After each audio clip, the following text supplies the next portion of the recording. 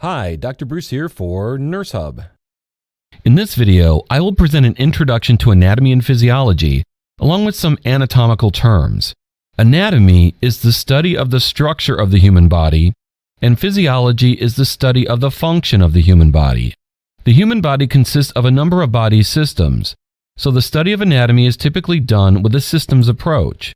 Students learn about each body system separately. Before we can learn about anatomy, we need to learn about the terminology used to describe parts of the body and the locations of structures. The human body is divided into two main sections. The axial portion of the body consists of the head, neck, and trunk, while the appendicular portion of the body consists of the upper and lower extremities, which include the arms and the legs. The body also contains hollow sections called cavities. There is a large ventral cavity in the front and a smaller dorsal cavity in the back. The ventral cavity is divided into thoracic and abdominal pelvic by the diaphragm. The dorsal cavity consists of the smaller cranial cavity and spinal canal. In anatomy, we use a reference position called anatomical position. Anatomical position is when the body is facing forward, with the palms of the hands facing forward. We use anatomical position when we describe the locations of anatomical structures. Let's cover some anatomical and regional terms. I will go over each term in this diagram so that you can hear the correct pronunciation. Anatomical and medical terminology is like another language, and it is important to practice pronouncing the terms. Forehead is called frontal. Eye is called ocular or orbital. Nose is called nasal. Ear is called otic.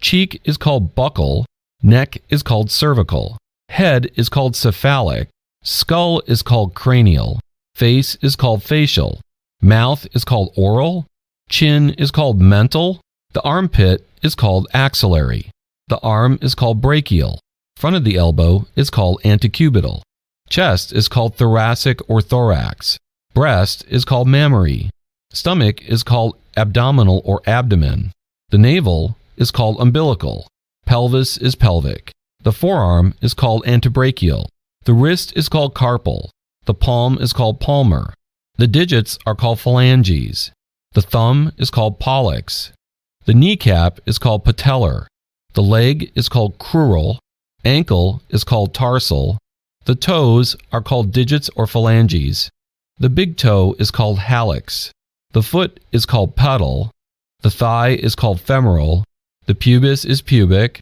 groin is called inguinal, and hand is called manual.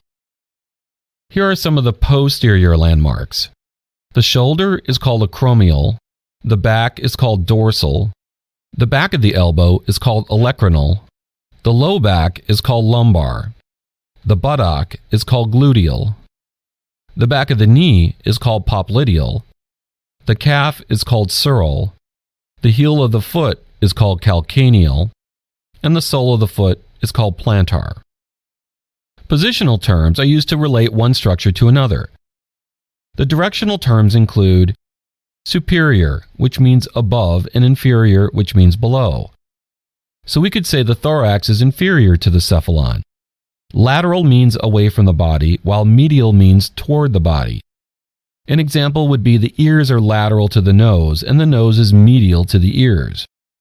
Anterior means toward the front of the body, and posterior means toward the back. An example would be the heart is anterior to the spine, and the spine is posterior to the heart.